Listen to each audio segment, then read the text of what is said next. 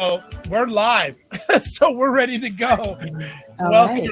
everybody, and this is an epic night because this is why you're hearing some music in the background.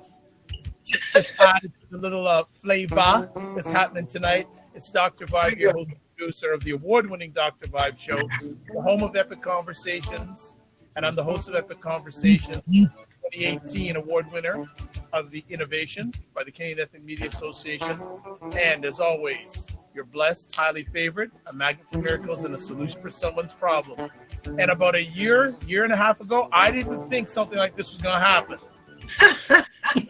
But now it's happened. And we are going to have a sorority talk. And we're having a sorority talk tonight, which is wonderful.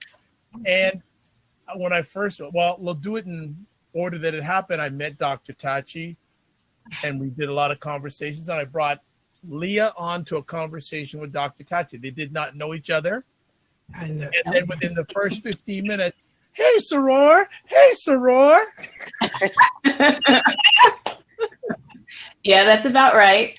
And Among many other things in common. And then, Yes. then Leah says, you got to speak to Serena. She's another soror. I go, oh, my gosh. Mm-hmm. So it's like Yep.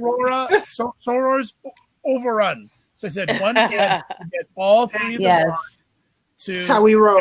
it's about sorority life. So we finally did it. And before we get started with our conversation, you know what? Let Serena give a little bit about yourself to our audience. Sure. Hi again. My name is Serena Wills. I am a poet, a published author, and a national board certified health and wellness coach. And I live in the DMV, so that's the DC area, but I am originally from Jamaica, Queens, New York. And I am a soror of Delta Sigma Theta Sorority Incorporated. Very good. Hey, so before we get next to Leah World Traveler, we got a bunch of people already jumping on Periscope. You Foresight, Herbie's hanging out, Aza Ragamuffin, and that's actually her Twitter handle on Periscope, Aza Ragamuffin.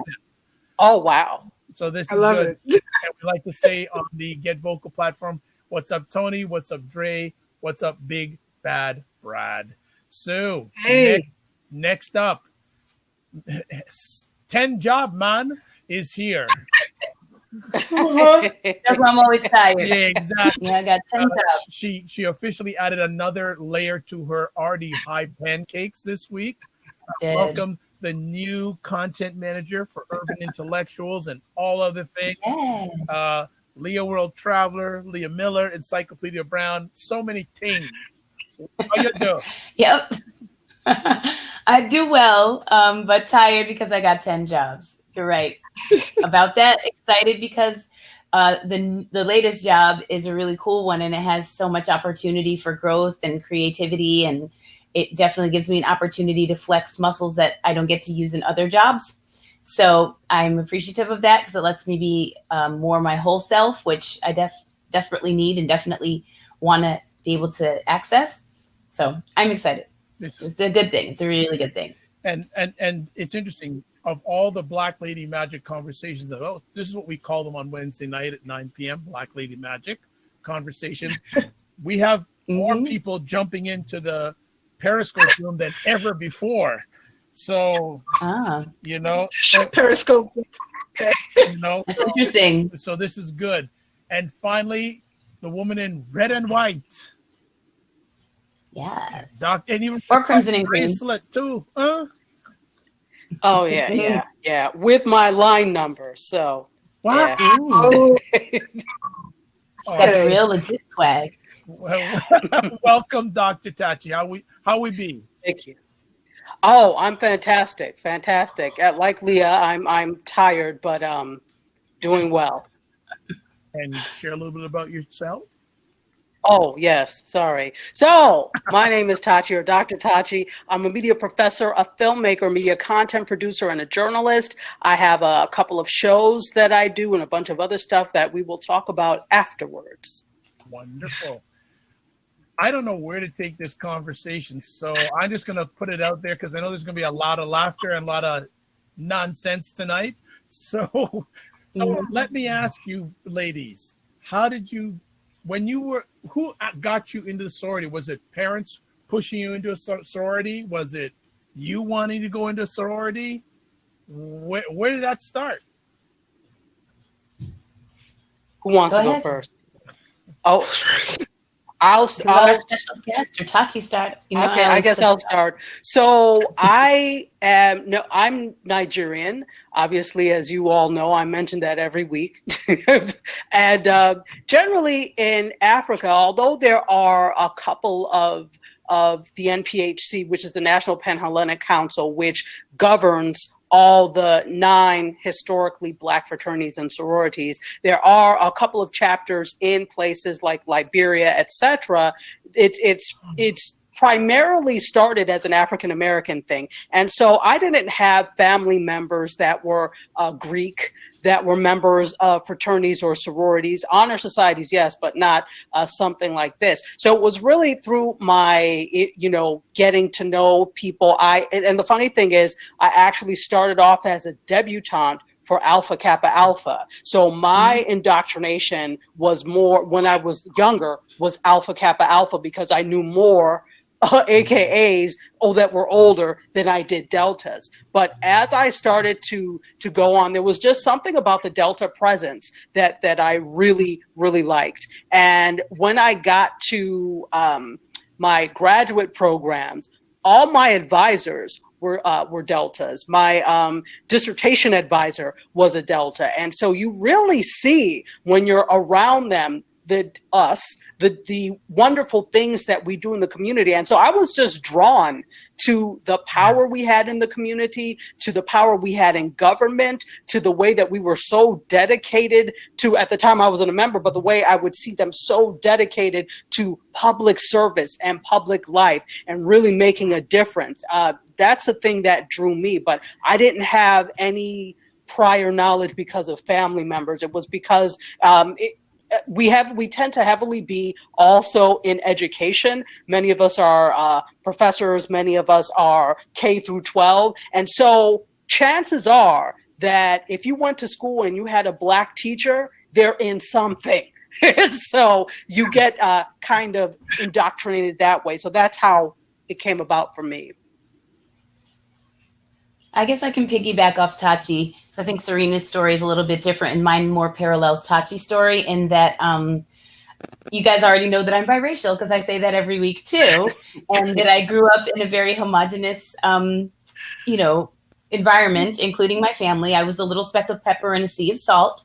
And so no one in my family, at least my maternal side of the family, which is the side that raised me, is Greek. And if they were to have gone Greek, they probably would have gone into a white Greek organization.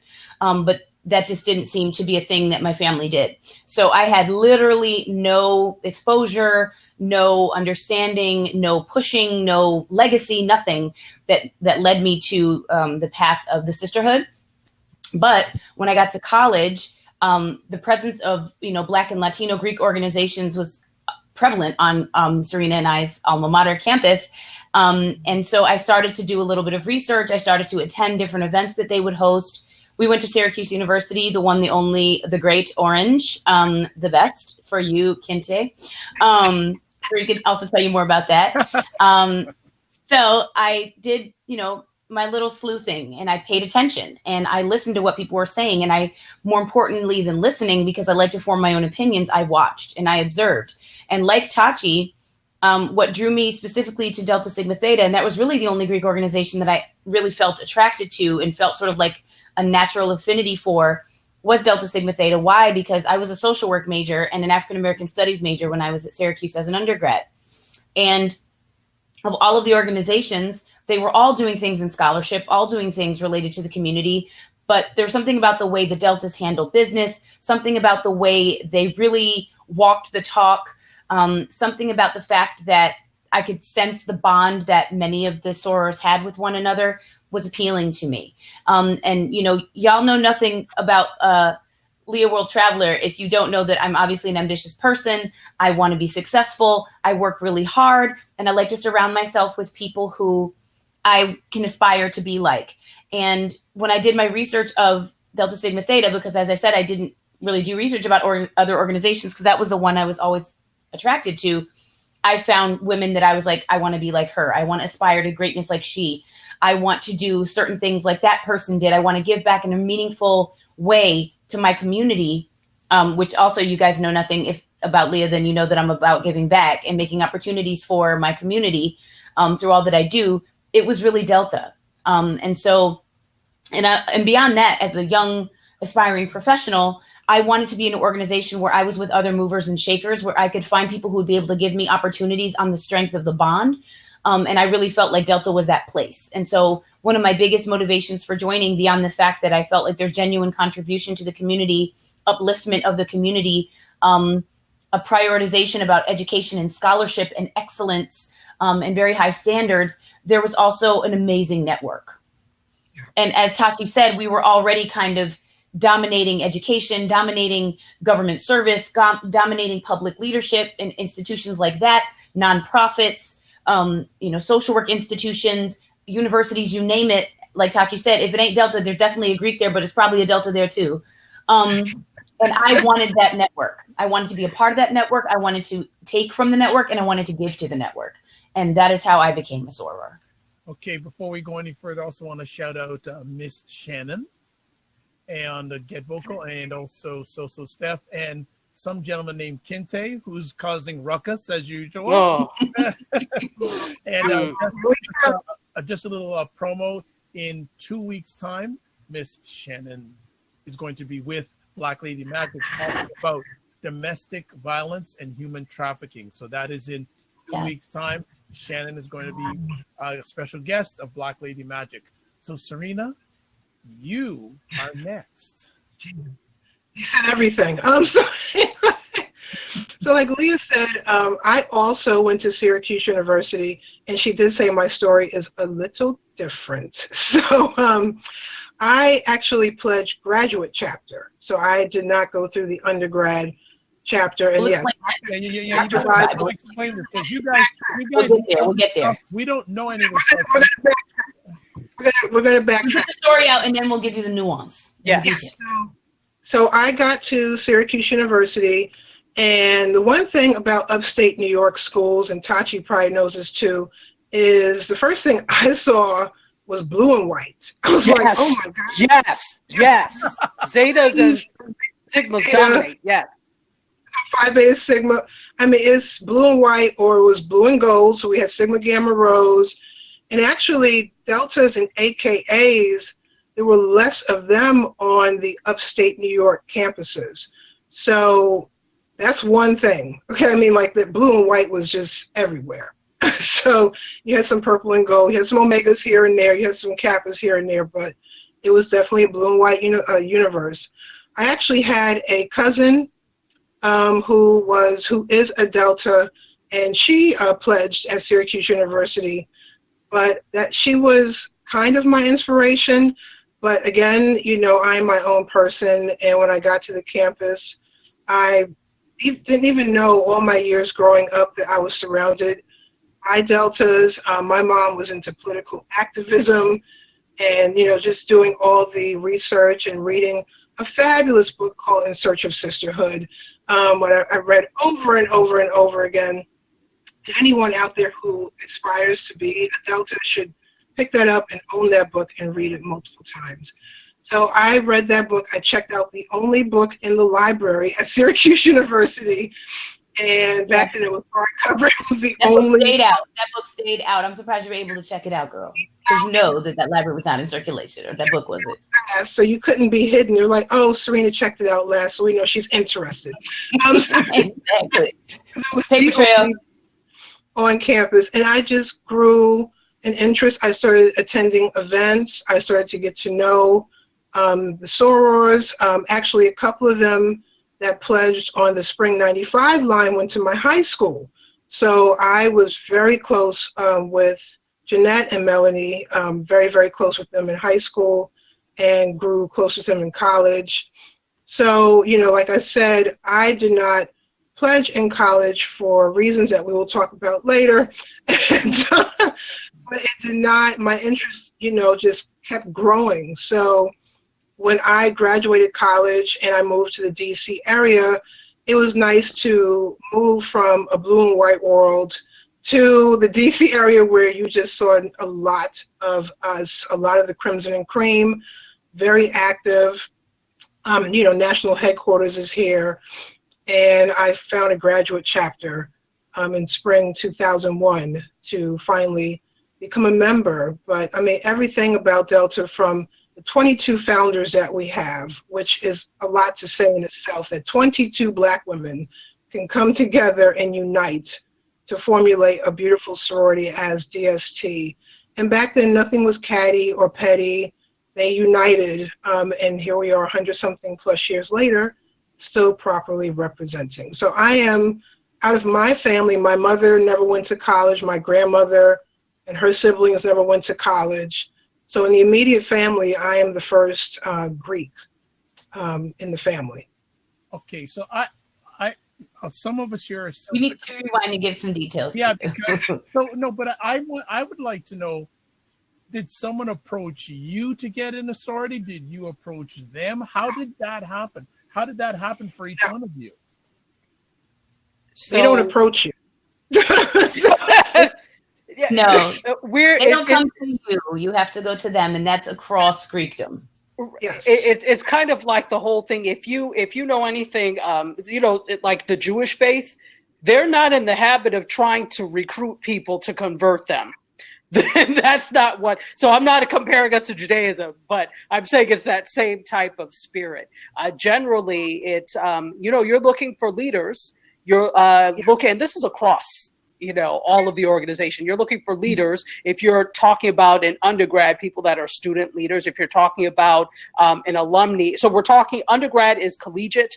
Alumni is what we call our graduate chapters. And I also went through the membership intake. We no longer call it pledging, but we went through membership. I went through membership intake as a alumni. So after I had graduated from undergrad. After I had finished my PhD, actually. So I'm actually the newest member out of all of us because I crossed in 2007. So, okay. Yeah. I crossed, just, what is this? 12 years, whatever, 12 years ago. And when you say cross, that means when you enter the organization officially as a member. Thank you. Sorry. Yeah. Crossing means. Go ahead. Translate. No, go ahead. I'm just saying I'll translate. I said pledging. I apologize. Right. No, that's okay. So crossing means crossing the burning sands. When you make your transition from being a non-member to being a full-fledged member with all the rights and privileges of the organization. So that's when you hear the term crossing, that's what they mean. And crossing the burning sands is what they mean. And then you'll hear sometimes there's some terminology you'll hear us use. You'll hear the term sands. That's my sands. Or if you're talking about Midwest, they say ship for shipmates. So those are people that crossed at the same time you did, either with you or at during the same season. So generally it's fall or spring that you become a member of the organizations. So everybody, and it's not just Deltas, but anybody who crossed into their organization the same time you did is your sand. Okay. Exactly. So for instance, I'll give you an example to underscore Tachi's point. So there are, I think we'll get into this a little bit later, but as Tachi said earlier, there are 9 Black Greek organizations that are part of the National Pan-Hellenic Council.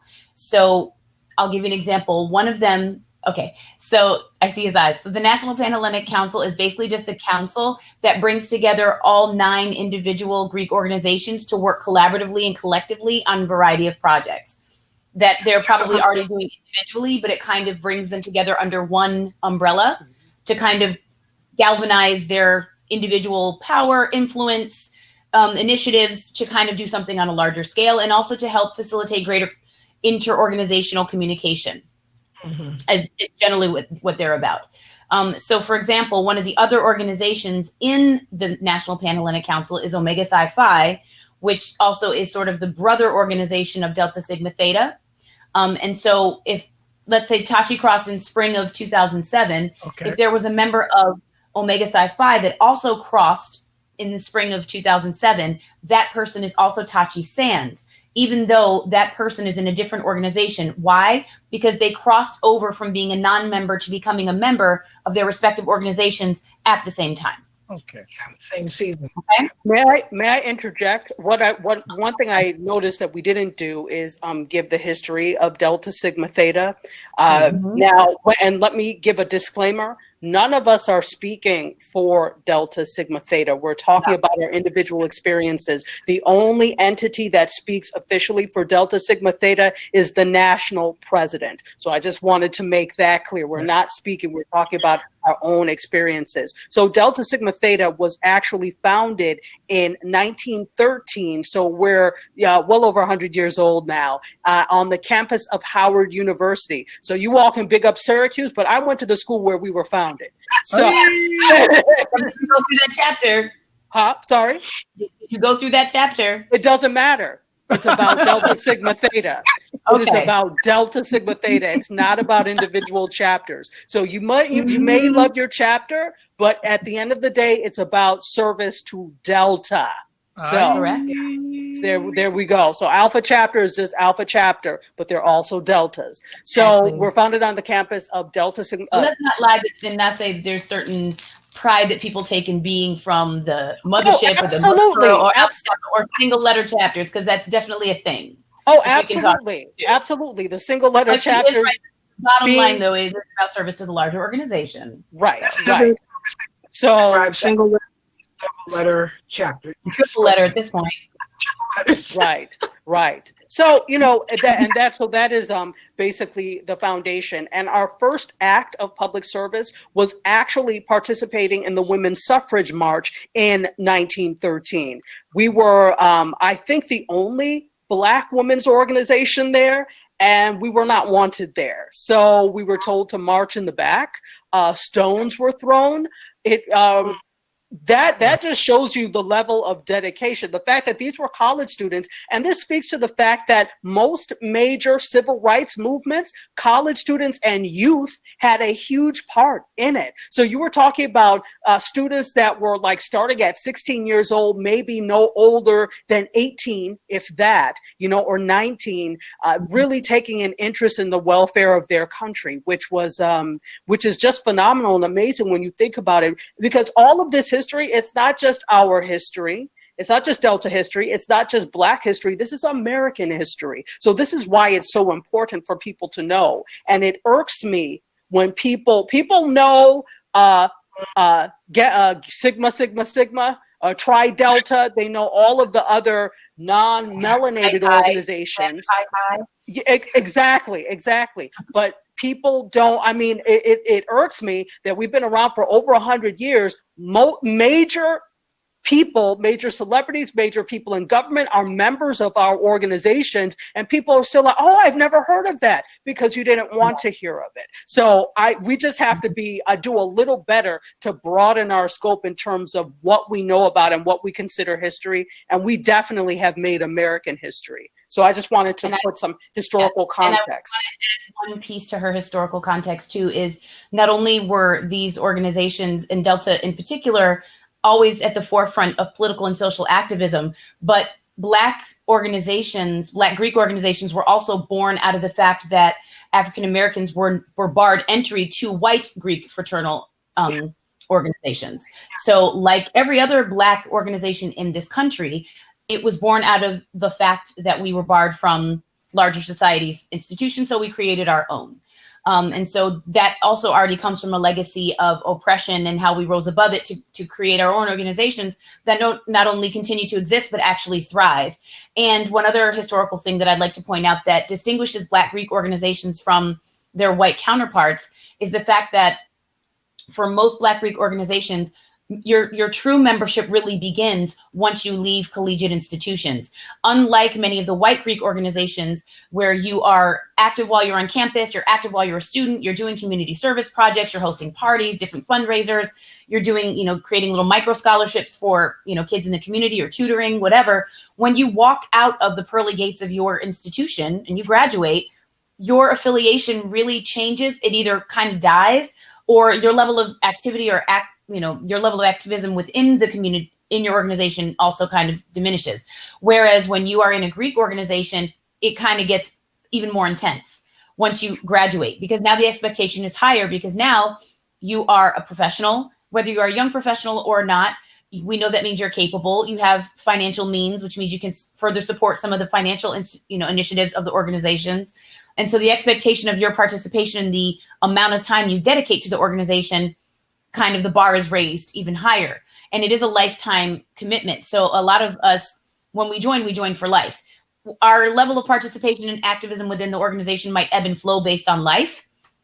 Like right now, I'm not very active. Why? Because I'm busy. I've got kids. I can't be at all the meetings. I can't go to all of the fundraisers. I do what I can when I can. But there are other times in my life when I am more active, and we can get into that later.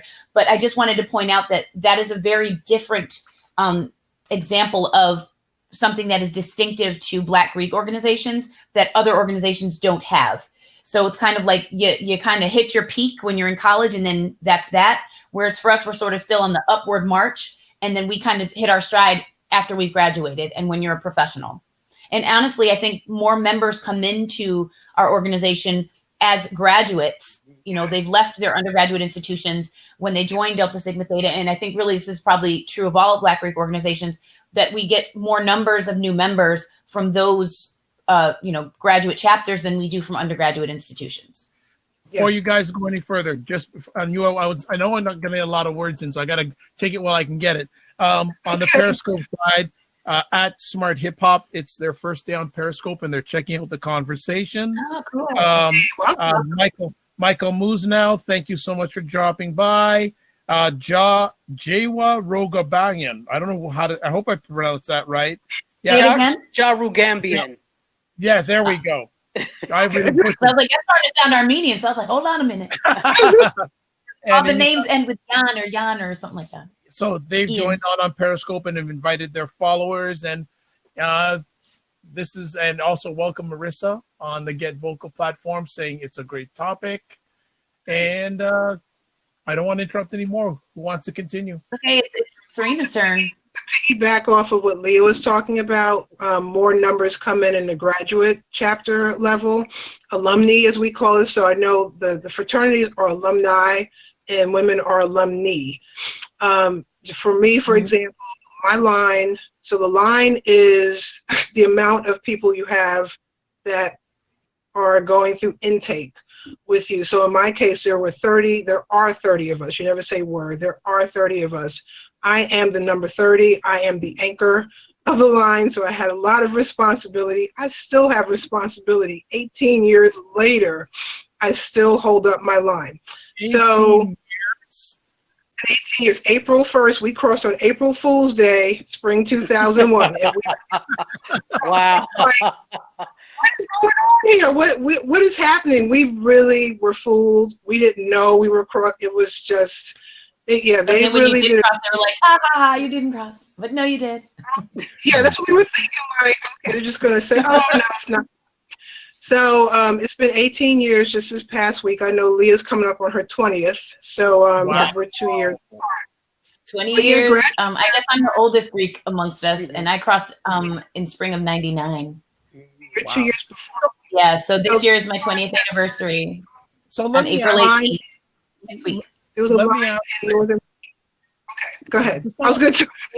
No, I'm just saying, do you remember your first few days, weeks in your sorority? Moments. Seconds. Okay. I could give you play-by-play from the moment it happened to the moment we crossed. Okay.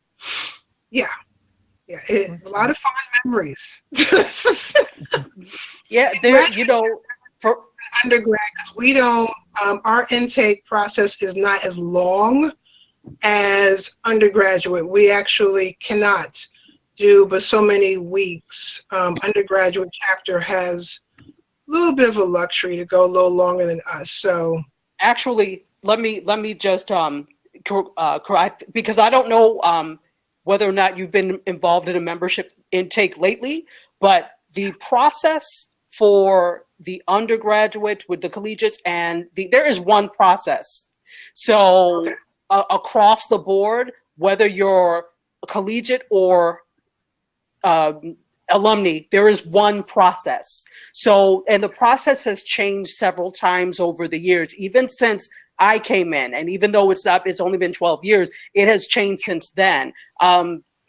There are, a lot of things going on in terms of wanting to make sure that people who are who are invited to membership into our organizations are getting a really good and full process. So there have been some changes in terms of the way we do things. And one of the changes is there's one process. Everybody does one process.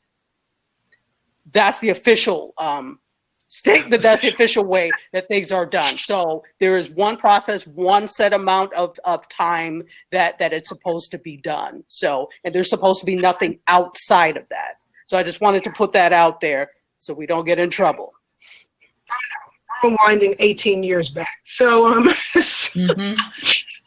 yeah, it was with graduate chapter, there are large lines because graduate chapters do not have intake as frequent as undergraduate chapters. So we can go years without having an intake process. And now you have all of these women who want to be deltas or other sororities. For example, Northern Virginia Alumni chapter just last spring just crossed 70 women, 70, and they hadn't had a line in years. And I think over 100 applied. So not everybody makes it. You can apply, but you necessarily don't make it. But yeah, it was 70. Someone had over 100 women, which I think is really a bit much. But the graduate chapters are becoming more and more women because of the gap in time that we have our process. So yeah. So go ahead. No, I just find this fascinating because I didn't know how deep and how serious this is, and I'm getting a very good eye opener in regards to I know it was serious, but you ladies are just taking it to a whole other level. How? I don't even know. I should just let you ladies talk, really and truly, and just listen and learn. To be honest, if people have questions in the audience, please ask. I'm just going like sororities, Okay, well, maybe it would be interesting a little bit more to talk about what some of the requirements are because, I think that might help people understand more sort of what you have to do to sort of get in, apart from the process, because there's a starting point, and then once you get through the door, that's when you go through the process to actually become a member, but you have to apply just to get in the door. So I would just say it usually consists of a general application process. You usually have to have a letter of reference from someone who can vouch for your character, vouch for you as a student leader. If you're doing it as a collegiate, that's the process I know because I did it as a collegiate. As a collegiate, prospective, you have to have a certain GPA. Mm-hmm. So you can't kind of be just sort of floating around and just sort of, maybe I'll go to class today, maybe I won't. Okay, I flunked that test, I don't care. And then your GPA kind of takes a nosedive. You can't come walking in the door like that. They're looking for people who are serious. They're looking for people who are about their business. They're looking for people who, even at a young age, have the maturity to be able to be responsible for, managing themselves while they're in college. So while they do have some flexibility because they understand life happens, maybe you had one really bad semester when you started out, they can be forgiving, but they have to set the standard somewhere because, as Serena has already said, there's usually a lot of interest. So they have to find some sort of litmus to kind of, be able to make a cutoff and see who qualifies and who doesn't. So in addition to that, so they have sort of a minimum grade point average. Obviously, there's no maximum. They also like you to be a little bit of a seasoned student. So they don't really want you to come in as a freshman, brand new, who, don't have any collegiate experience. So they typically want you to be at least a sophomore. In my case of my line, because there hadn't been a line before mine for several years, my line kind of consisted of seniors all the way to freshmen. So we had, sophomores, freshmen, and juniors all on our same line. But the freshmen that we had on our line either had gotten AP credits in high school, so they already were kind of technically based on their credit hours with sophomore standing, even though they were in their first year of college.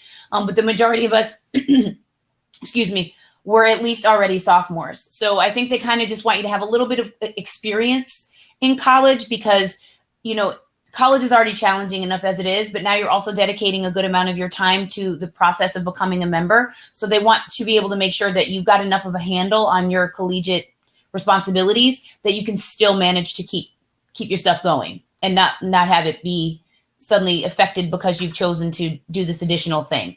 So there's that.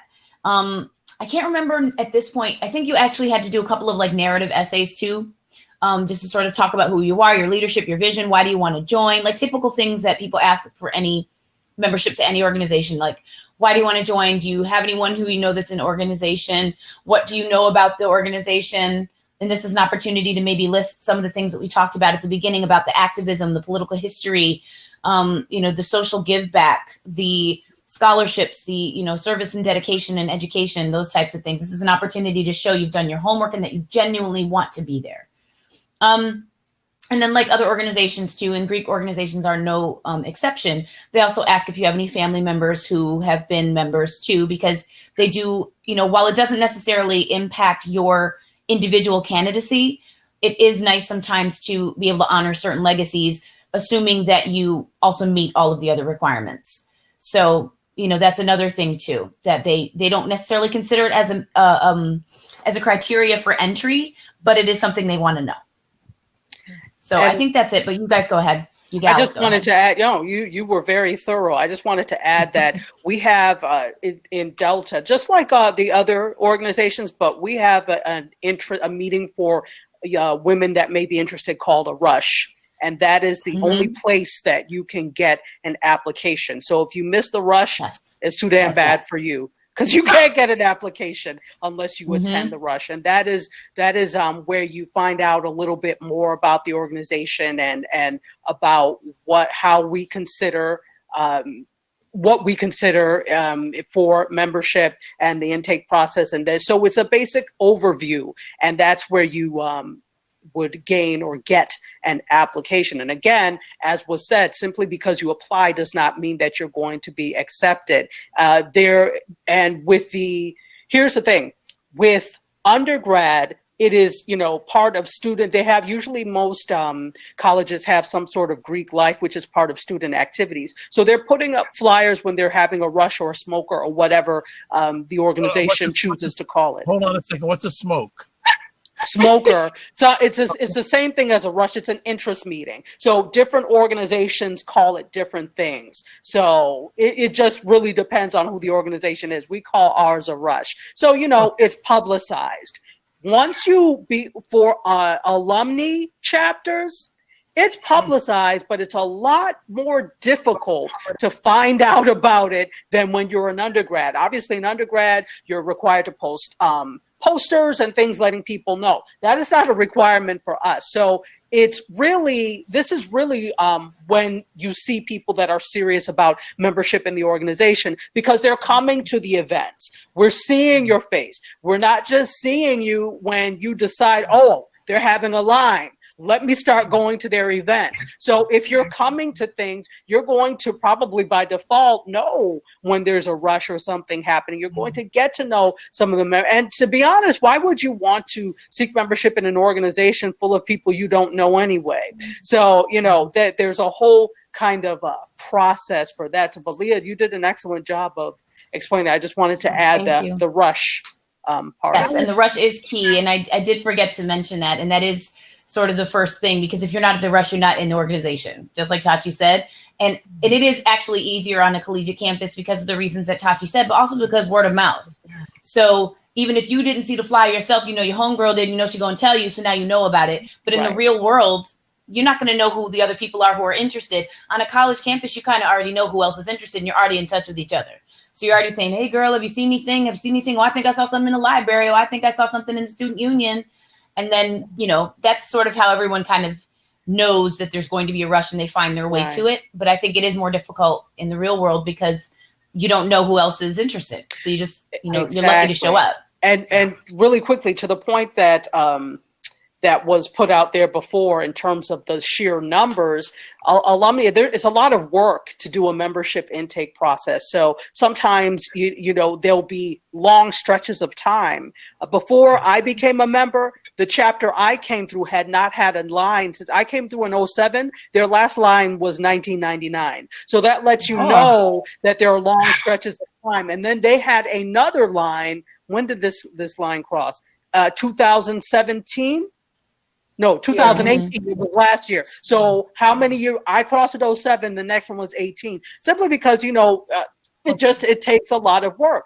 There are, at the rush that my chapter had for the last line we had, which was 2 years ago, 400 women came to the rush. We had 19 cross. That tells you, it is very selective. There are chapters with hundreds at their chapter meeting. Like a chapter meeting could have easily 200, 300, 400 women sometimes. A chapter meeting. And going back to the graduate chapter now, back in 2001, there was no social media. So even now, I will tell people they think it's easy. Oh, you know, we'll just go on Facebook and find out when this chapter is having a rush. No, it will not be on Facebook, Twitter, Instagram, nothing. It's really about who you know, and are you a participant in volunteering? Are you going to their fundraisers? Do you know someone in the chapter? Become a friends with someone? But you won't find it on Facebook or social media, so it's still very difficult. Yeah, you know, Serena, that's very interesting because before this conversation started tonight, I was trying to find some information about some sororities, Black sororities in the U.S. I couldn't find hardly anything. Well, every sorority they all has have their websites, though. They all have a website. So, and that is the official. And okay, so there is a reason for all of this to cut down on the renegade information that's out there, because there are people that may be members, but maybe haven't been active in a while, and they're out there putting out things that may not be so anymore, or may not be the case. I mean, through no fault of their own, but again, that's why they try to mitigate risk by having centralized places of information. So that's local chapters and their leadership. That's the national office and their leadership. That's regional offices. We have 7 regions. I'm in the southern region, which also includes the Bahamas. So so we're an international organization, truly. So the reason for that, you can always find a national website for all of the organizations. But as far as some of this other renegade stuff, they try to cut down on it so that there is official information and one type of official information going out. That doesn't mean that you don't find renegade stuff, but for the most part, that's probably why, because they try to control the narrative as much as they can. I just put also in the chat box and Get Vocal the link to Delta Sigma Theta's national official website. So you can sort of peruse through that later on your own time. And all of the other 9 organizations, including Delta Sigma Theta, also have similar sites for their individual organizations, as well as the National Pan-Hellenic Council has their own site as well. Exactly. Okay. All right. Then, so how has being part of a sorority benefited each one of you? Who wants to start? Serena. Yeah. I will start. So, as my story is a little different, I could not pledge. Sorry, couldn't go through intake process at Syracuse University. As Leah said, there was a huge gap at Syracuse. I was a part of that gap, so I had to wait it out. And it was, I tell people, patience truly is a virtue. And, you know, I was in the DC area for 4 years before I found a chapter, got active, volunteered, did everything I could do so they knew who I was. So when I went through those doors, I wasn't a stranger to the chapter, and I knew familiar faces. I will say these past 18 years, especially with my line sisters, it's hard to get a lot of Black women together it still is hard to get us together. 30 of us have not been in the same room in years, but there are certain ones where if I need to call on my soror, if I need help, if I need assistance, if I need support, if I'm doing something, a book signing, they are there. Just the fact of going out and just serving our community together, especially in this DC area. We are thick in the DC area. And even though I have not been financial, due to things that happen in life, like illness and then having a child and everything else, it doesn't matter. I'm a Delta in my heart, and it has greatly impacted me. And now I have other sisters coming behind me who are now millennials that didn't have an opportunity to do it in college. So they come to me, and I tell them my experience with the graduate level chapters, and they're inspired and they're encouraged. So it's just amazing, as soon as you say, yeah, I'm a member of Delta Sigma, that's it. I don't even have to say the rest of it.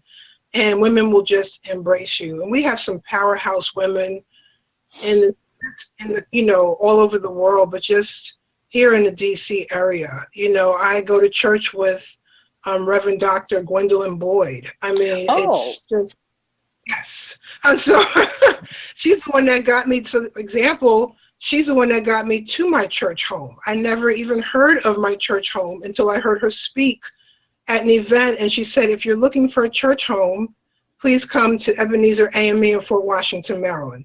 That was 15 years ago, and I walked through those doors in 2004 and never looked back, and it was because of her. So it's just amazing connections like that, whether it's spiritual, mental, emotional, physical. It has greatly impacted me tremendously. And may I just mention that the woman she mentioned, Dr. Vi Gwendolyn Boyd, she was a former past president of Delta Sigma Theta and former president of Alabama State University. Yes. So, I just looked it up on Wikipedia. I'm going, impressive. Yeah, she's amazing. And she's just one of many. One of many. In Delta. Oh yeah. And you're looking at 3 right now as well. So Thank you. I don't think I'm a Gwendolyn Boyd yet, but Well, no, I'm not. Y'all are. I'm not there yet. I'm working to be great. Oh boy. Yeah. Here we go. So Leah, how has being part of a sorority been beneficial to your journey? Well, for me, in this respect, my journey is a little bit different because I basically came into the organization and then immediately went to grad school and then began my world traveling ways. And so I never was able to kind of find a graduate chapter to become active in. But one of the things that Delta Sigma Theta offers people in my position is something called member at large status, Yes. which means if you are in a place that doesn't have a local chapter and you can't start, I guess you could start one with one, but there's no real point because, it's meant to be collective. You need more bodies to get the work of Delta done. But it's meant to create sort of a category of membership where you can still be financial, you can still be involved, you can still be in the know as to things that are happening on a national level, and then regionally as well. And so I immediately kind of went overseas, and I was in parts of the world that didn't have an overseas chapter. And so I remained a member at large for about the first decade after becoming a member, until about 2009. But then around that time, when I did come back to the States, I was only here again for 1 year. I was a new mom. So I kind of visited some of the other chapters that some of my line sisters and other SANs and sorors that I knew attended, but I never really found the right fit because I didn't really have the time at that stage of my life to kind of go back and get to know other people, find my niche in terms of which committees I wanted to join, or, I didn't really have much bandwidth, the new baby and being a new mom and learning Arabic. I just was like, I just can't do it. But what I did find myself doing was I would show up whenever they had a community service project and I would help. I would still go and, help be like a big sister to a young lady who was in need of that sort of an influence. And I would spend a few hours with her once a month. I didn't have to be a financial member or even an active member in a chapter to be able to participate in the larger community service projects. And for me at that time, that was enough because I still felt like I was giving back. I was still doing it in the name of the organization. I was still making a difference. And fundamentally, I was doing some of the best work that the organization has done since its beginnings, which is the give back, the community outreach, the upliftment. And so I really wanted to do that. And then, of course, I went back overseas. And then I remained overseas for the last several years. And again, anytime I've been here, it's been for a year or less, which really isn't enough time, in my view, for me to kind of find a chapter that fits for me. Or even if I do, I can't be as involved as I would want to be in terms of my participation. So I just haven't tried to. But I would say beyond that, though, much like Serena mentioned, I don't have a direct story with Gwendolyn Boyd, though that would be awesome. But I'm really always impressed by the work of the larger organization. I'm still inspired by the things that they do, the influence that they have, and what they stand for in our larger communities. And so if for nothing else, what has been really beneficial to me is just the model of Black excellence and excellence, period. And the model of, what success looks like in terms of being always with a philanthropic mind. So you might be individually successful, but what are you doing for your community? To me, you're not a successful person if you're doing it for yourself and only for your own family. To me, what I find my definition of success includes someone who has quote unquote made it or is on the road to making it, but they're looking back, they're reaching back as they climb up. And that is what I believe Delta is about. And that is what I still see. So it continues to be a model for me of what I want to be when I grow up. All right, Tachi, how's it benefited yourself? Oh goodness, in so many different ways. I again don't have a cool Gwendolyn Boyd story at all, like Serena, but it is just an honor and a pleasure to be around many like-minded individuals. When I moved because I became a member through the Pompano Beach Alumni chapter, which is now the North Broward Alumni chapter. However, I'm a part of the South Broward Alumni chapter. Not that all of that is, but just giving you, some grounding as to it. So when I became a member, before I became a member, I had just moved here actually, and I really didn't know other Black folks, which is fine. I had my colleagues at the university, but I wanted to make some connections with other people that may have had my same experiences. So I was like, all right, and I knew that this was the time for me to pursue Delta. It wasn't the other time. I had just finished, my PhD. That's a very difficult thing. It's difficult to go through a membership intake when you're working on a graduate degree. So I knew that this was the time to do it. And so, just becoming a member and then seeing the level of things that people were able to do, and then meeting other Black women. I didn't really know any other Black women in this area until I became a member of Delta Sigma Theta. That and I was one of the people who helped to restart the Urban League Young Professionals in this area. So that was how I started to meet more people of color, particularly Black people in this area. Not that they don't live here, I just did not know them. And the spaces that I navigate, they weren't necessarily there. So, on the university, like I was one of two in my department. So obviously I wasn't going to meet them necessarily there. So I had my colleagues, which were, some of my colleagues, we were really close, but then I started to meet these women. So it benefited me in that way because I was able to make connections with people who may have had the same life experiences as I did, who had the same goals. And the thing is, when you say benefit, the benefit for us is going to be different than the benefit for some people joining other organizations, because in order to pursue Delta, you already have to be kind of together. That we can use. So whoops. I don't know. Are you all hearing something? I heard something, but it's gone now. Oh, okay. Wow, it's gone now. So you already have to be kind of together, and especially on, since I came through as an alumni, most of us were already in our careers. We were doing things. We were already together. So the mindset is, what can we do for you rather than how have we benefited from it? So I can see I benefited because I have these lifelong friendships and sisters now.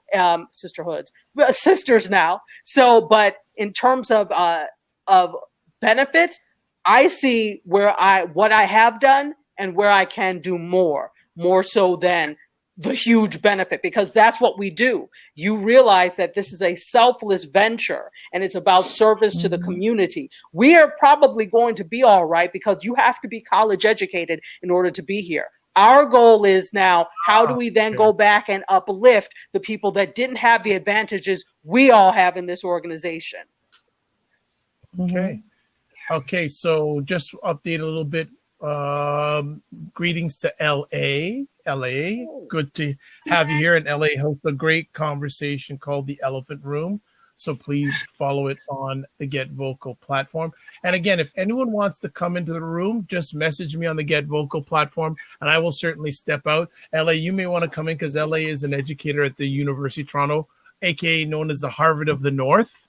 So LA, if you want to come in and enjoy the conversation, I'll certainly can step out. Are you seeing, and I know Serena mentioned this earlier on, are you seeing influxes of millennials coming in to sororities? On which, the graduate level? Whatever level, because you guys know more. I'm just asking a general question. You guys are the experts. So if I may, go ahead, Serena. Touch. With Alumni chapter, and I was going to say that, that's the one thing with collegiate, it's, college. And you have some, women and men who are, a little older. They go to college and they may choose to go through intake in college, but alumni can go anywhere from ages 22 to, at the time when I was in 2001, I was 26 and the eldest one on my line was 51. So there was a huge gap. Her son was actually our age. So you see a lot of just, it's just random, and that's the beauty of it. It's not just women in their 20s and 30s.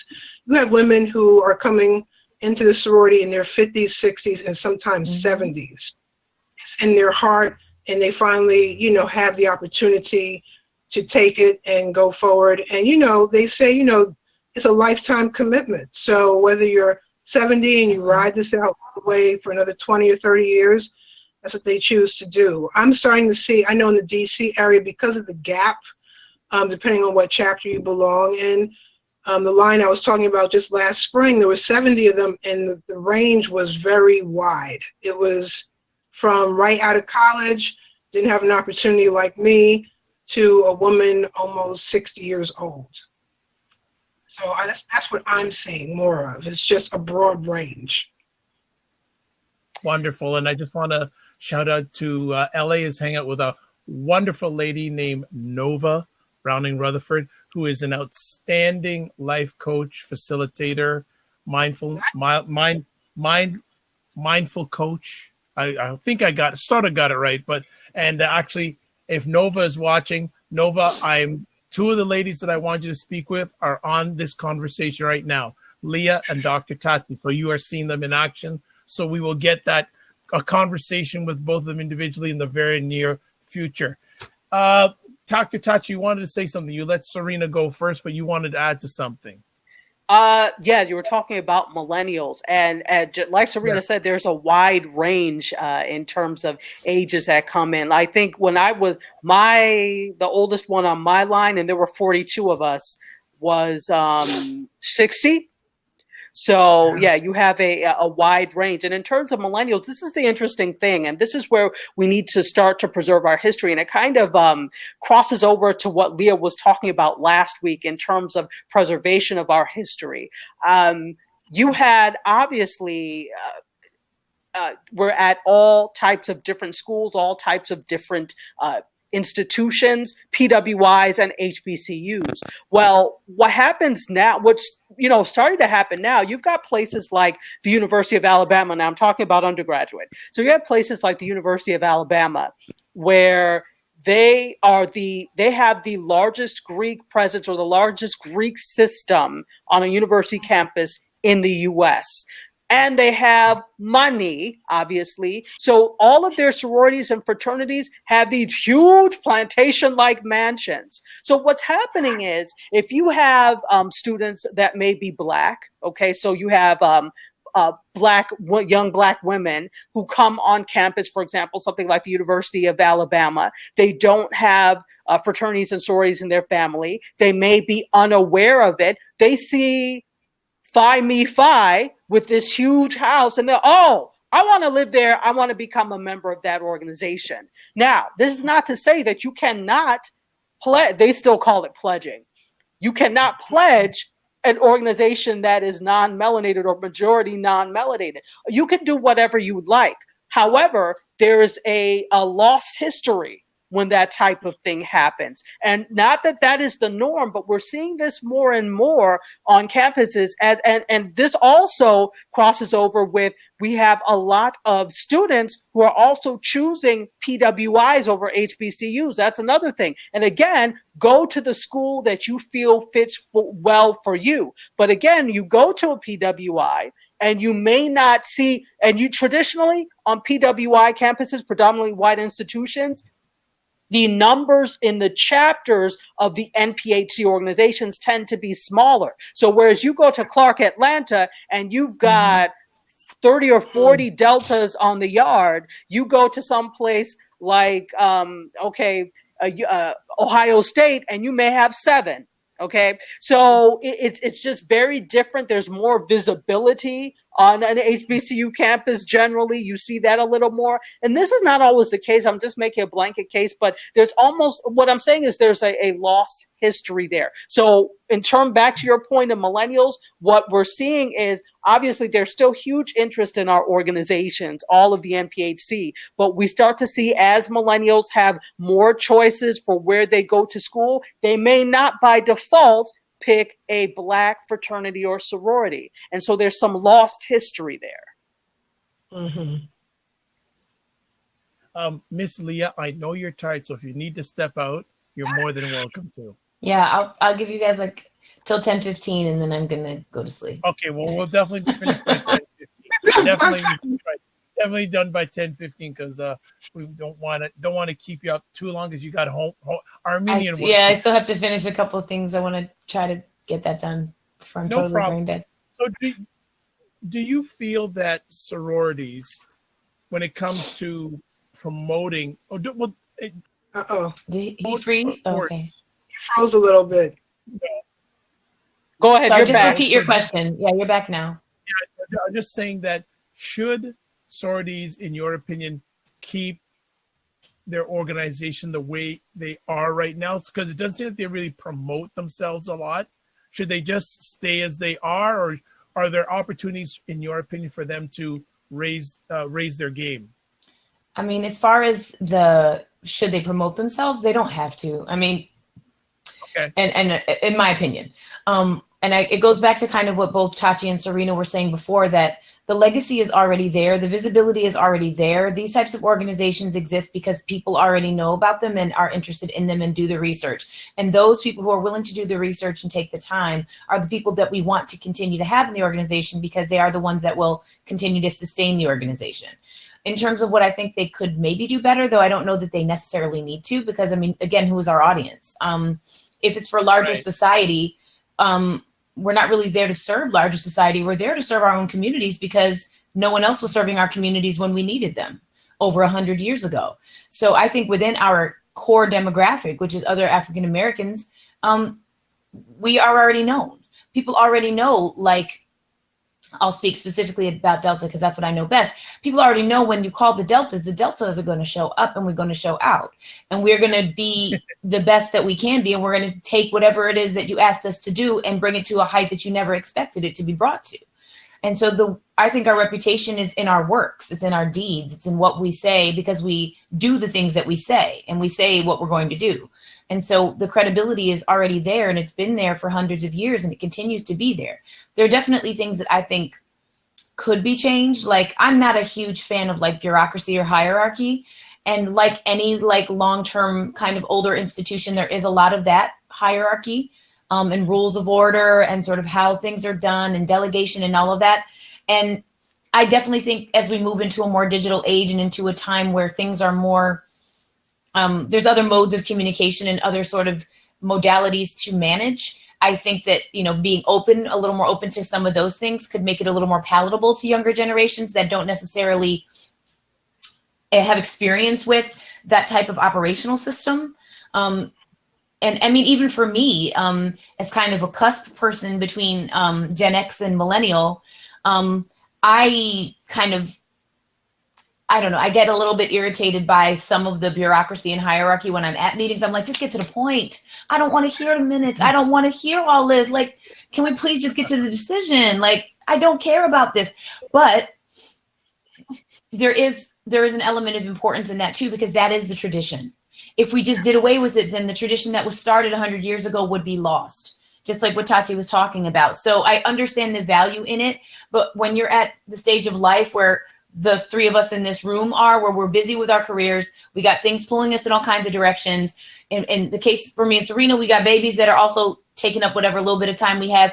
Being in a meeting for several hours that doesn't necessarily have a tangible outcome is not necessarily something that is desirable to me at this point in my life. But as a new member of the organization, when I had more control over my time and how it was spent and didn't have as many demands on my time, and I foresee in the future as a member, once I'm an empty nester or I kind of stop having 10 jobs and I just go back to having maybe 2 jobs or 5 jobs, which is not very many jobs for Leah, and I have more patience and tolerance for that, then I kind of feel like I can probably deal with that better. But it's just my nature that I just want to get the work done. Like, I don't want to talk about it. I don't need a meeting about it. I don't want to be in nobody's committee. Just tell me what needs to be done and then we can get it done. So that's, you know, but I don't think that's unique to Delta. I think that's really all organizations.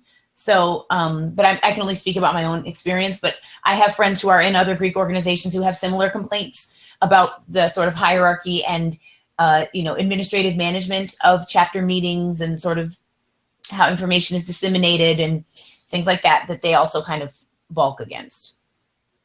That's just me. You know what, Leah? Yes. I'm going to let you give your sign off. Sure. Because you got stuff to do. So yeah. How can people get in touch with you? Okay, so gosh, there's so many new ways that you can reach me. But this will lead us to 10:15. Yeah, it'll take the next minute that I have. But basically, if you want to keep up with what I'm doing, just look for Lia World Traveler, LIA World Traveler. That's my blog. I'm also Lia World Traveler on Instagram and Facebook. If you want to connect on Twitter, I'm at Lia World Travels.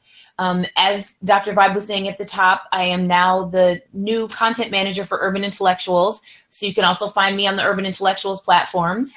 I have an email address. It's leah@urbanintellectuals.com. So you can reach me there as well. You can message me through the Urban Intellectuals pages for things related to Urban Intellectuals. If you have things related to other topics, just hit me through normal Lia World Traveler. And I'm also a new contributor for Madame Noir magazine, online magazine. So if you have specifically mommy content that you want to see, or if there's an issue that you want me to address, message me and let me know, and I'll try to pitch it to the editor and see if she accepts it. Chances are she will, because if you're interested, probably are other people too. But that's the best way. Lia World Traveler.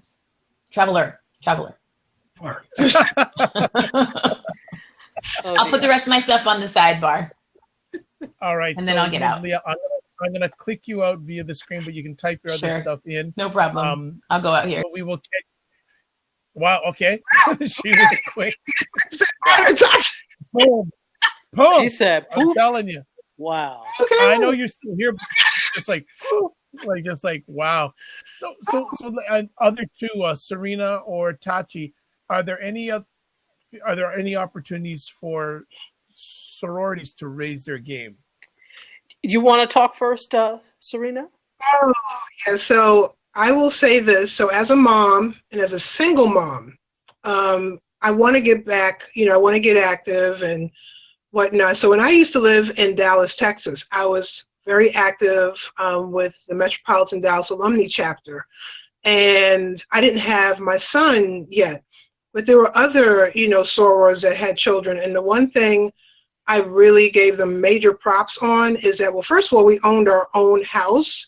We owned property, which I feel is crucial. It's very vital. We don't have to go to a library or try to get to a public school. We had our own house. But because we had our own property, we were able to have child care. So if you wanted to come to the meeting and you're a single mom or you just couldn't find someone to watch your child, we had child care services in the back of the house. So now you can participate in the meeting. You could be active, you could be involved. And the blessing of that was your children are now watching you be active in this dynamic sorority, boy or girl. And they would come to, of course, the volunteer events and public events they could come to, but, children and people in the public can't come to our general meetings. That's just for members only. And the one thing, when I moved back to the East Coast and I had my son, there was a chapter that did have childcare, and their meetings were down to like maybe 2 hours flat. So I was like, wow, 2 hours on a Saturday and they have childcare. It's amazing. Well, they got a new president and they did away with the childcare. And there went my interest for this chapter. Because I said, well, now I have to now find someone to watch my child one Saturday out the month, and sometimes it's not easy because people got things to do on Saturdays. So that's the one area I would love to see. I don't know if that's just, our sorority has this issue. I think probably others is to raise the bar. And I know some other chapters do have that child care. I wish more did, so more of us can get active and be more involved. Dr. Tachi? So, my big thing is tech and digital and all of that. What I would like to see, all of not just Delta, but all the NPHC organizations, and those are the ones I happen to be concerned with because they are, let me say this, anybody that has the mission of the upliftment of people of color, particularly Black people, is welcome to apply. This is not just for Black women. We have, in fact, a very famous and well-known soror, and I'm trying to, who I'm talking about, Serena. I'm trying to remember her name. She was the first white student at Tuskegee Institute. Yes. And she was very instrumental in the civil rights movement. In fact, the lunch counter where they were not Tuskegee. Yeah, Tuskegee. And then they tried to integrate a lunch counter. She was one of the white women with the bun. She became a member of Delta Sigma Theta, and she was the first white member of Delta Sigma Theta. So it's open to anybody who has the goal of upliftment. So I just wanted to say that in case anybody was wondering. So Joan. So, what happened? Joan Trumper. Yes. Yes, she was hunted down by the KKK. Yes, that's really, yeah. That is the true definition of an ally. If anybody is wondering what an ally is, she is one. I think we need to, I know I got off on a tangent, but I think what we need to do is be more digital. I know that part of what holds us back sometimes is the fact that, like Leah was saying, we have a lot of hierarchy, and we have a lot of bureaucracy, and we have a lot of old fangled ways. And this is not just us, Delta. This is organizations across the board, but particularly Black organizations, because African American culture is very hierarchical. There's a lot of deference to the elders. There's a lot of deference to older people. And we see that in the NAACP. We see that in Urban. We see that in these organizations. So it's very difficult as a younger person to really get into the rungs of leadership and make these types of changes. So I would like to see us focus more on being digital, on using technology, making that a big point, because if you're not on the technology train, you get left behind. And we start to see that. And I do understand we have our older members that are over 62 are called Delta Deers. There are some alumni chapters that are very heavy in terms of Delta Deers. So going digital is difficult. I happen to be part of a chapter that is a younger chapter where, in fact, we're just now getting ready to celebrate our 10th year anniversary. And we don't have as many Delta Deers as some of the others. And the Delta Deers we do have are really interested in learning the technology. So this is why I'm not trying to brag, but consistently our chapter wins for medium-sized chapters the Technology Award, both nationally and in our region, because we have made it a point to do that. And that was one of my missions. I used to be the info and technology chair. So I said, no, we got to do this, this, this, and this along with the committee. And that has really pushed our chapter forward. I would love for that to be a model for other chapters in terms of getting digital, because we have to. We complain about our place in terms of not having these opportunities. We need to start taking them by the horns. And one way of doing that is by getting digital and getting into technology. Yeah. Okay. I think that's a great way to end off the conversation. And I'd like to say thank you to both of you for taking time out of your positive, productive schedules. Do you have any final thoughts, closing words, or thoughts you'd like to just share on this conversation topic? Serena, you first. Well, I was talking to you before. I told you could have a Divine Nine series. and I mean, literally every week bring on a different sorority, fraternity. I'd love to. If there's any way you know any contact information to any of the other sororities, I would love to reach out to them. And what I would do is just give them a copy of this conversation to see how it rolls. I'd love to do that. Yeah, because we all have very rich histories. I mean, we're all different, uniquely different. That's what is the beauty of us. And the one thing I really, really love as we're getting older, I saw this somewhat in college, but now more on the alumni and alumni level, we work together more. They call us the Divine Nine. So you might hear D9, Divine Nine. That is the nine. And we work collaboratively together throughout the community. So you might see an event hosted by Delta Sigma Theta, Omega Psi Phi, or you might see the AKAs and the Deltas doing something together, because we're all in this together. So that is the beauty of it. So it would be great to see a series. I know quite a few in each, except for there's one fraternity I don't really know a lot of people, which is Iota Phi Theta. I know one gentleman, and I could probably reach out to him.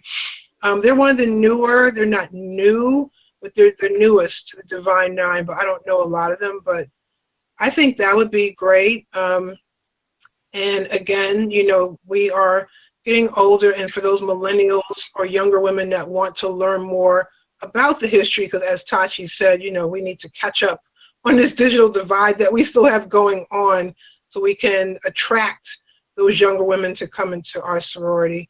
I would love for them to reach out to me at any time. Excellent. And before I get to Dr. Tachi, how can people get in contact with you? Sure. So I am at serenawills.com. So that is my publishing and my writing website.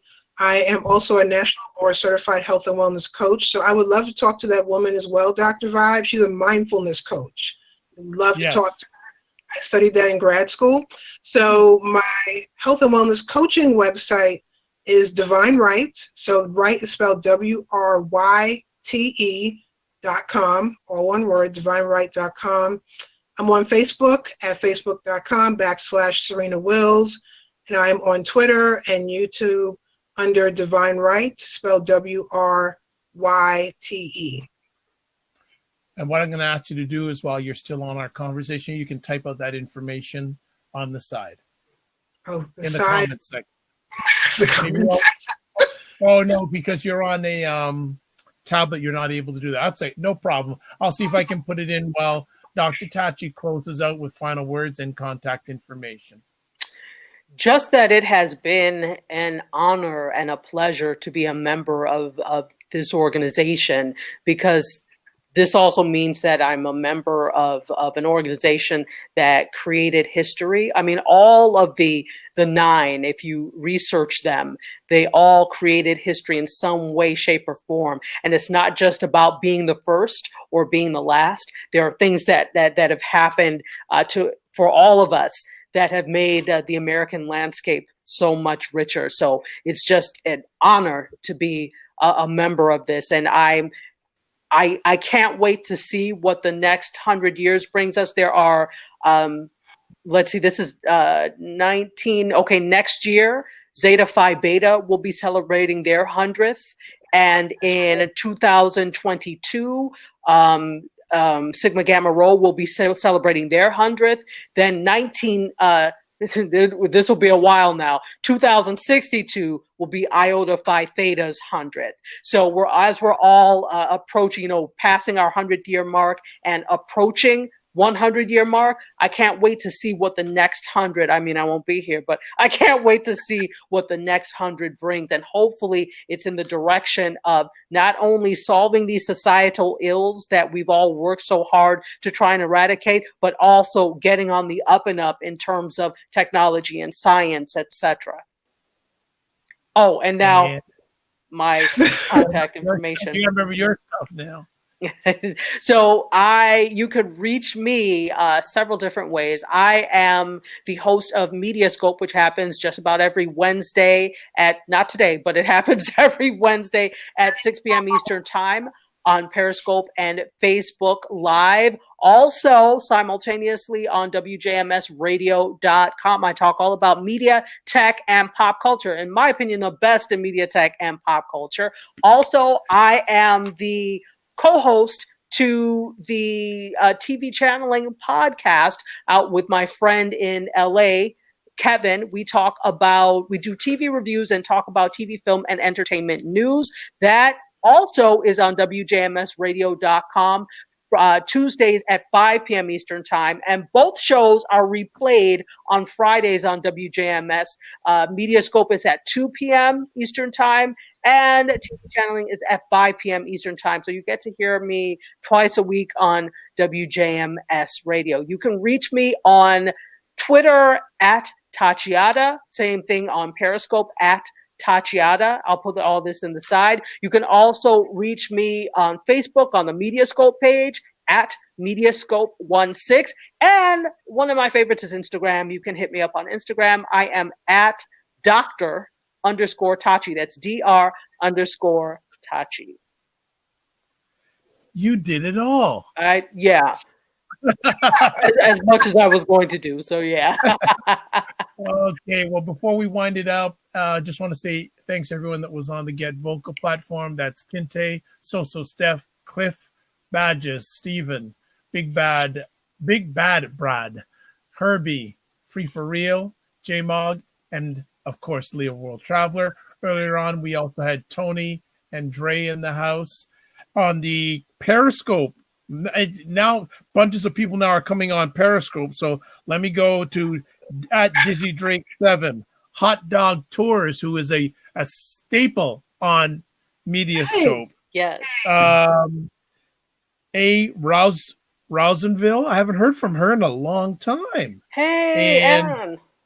Yeah, Anna. And Jaru Gambian. I said it right. Jaru Gambian. I said it right. Thank you so much. Another Mediascope person. There you go.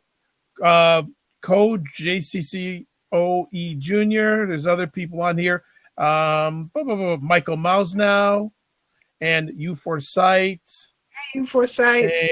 And that is, and of course, at Smart Hip Hop, who was their first day on Periscope, they jumped on. I also want to thank Tachiata for inviting her followers on Periscope. And also, we cannot forget Azaraga Muffin. Love that name. Chapo 96 and Herbie's Hangout, which is Herbie on Periscope. I'd like to thank everyone who watches live or on the replay. Next conversations that I'm hoping tomorrow night I'm hosting on Get Vocal on the Men and Masculinity platform. They're doing a series called M&M Talks, I believe. I think. Let me just check here. They're gonna take me down if I M&M Explores. My correction. And tomorrow night we have a gentleman named Robert Leung, and he has been the coach of the lead of the Men and Masculinity movement. His name is Lee Rosen. He's lead programmer, and they've known each other for 10 years. Robert has been Lee's coach. And what they're going to be doing tomorrow night is they're going to be reading each other's eulogy. Wow. Yes. Yeah. Robert brought that idea up. I just went, wow, that's amazing. So they're going to read each other's eulogy tomorrow night. So that is at 9 p.m. Eastern time on the Get Vocal platform. After that, I don't even know when I'm on next. I just do. Let me just tell you, I think that's the next thing I have on for the rest of this week. Then coming up next Wednesday at 9 p.m. Eastern time again, we'll have Dr. Tachi Leah and talking about creating Black generational wealth. And we're hoping to have a special guest, Askia Jones, on for that conversation. So I won't tell you, and I know I have probably some other ones going on. And also next Thursday evening, Men and Masculinity platform on Get Vocal, 9 p.m. I have a gentleman named Tom Mack asking, men, do you have a code? So that's what's coming up for the next little while. And also thanks to Shannon. I like to say, if you want to touch base with me, the best way to do it, because it's the easiest, because all these other ladies have so much going on, is you just go to my website, thevibeshow.com. You can contact me through there. If there's any conversation topics you'd like me to host, please send me them. I should probably be able to host them, or even better, I'd love to co-host them with you. Oh, there you go. So throw the opportunity. So we're going to put it out there like that. I will finish off with, as always, live your life as a dream. If you can dream it, you can make it. Next up, sometimes you have to get smaller to get stronger. Block assumptions. And finally, aim bigger, aim better, aim higher, aim wider. God bless. Peace be well. Keep the faith and walk good. And if I didn't mention you, it was because of my head, not my heart. Good night, everybody. Be well. Bye.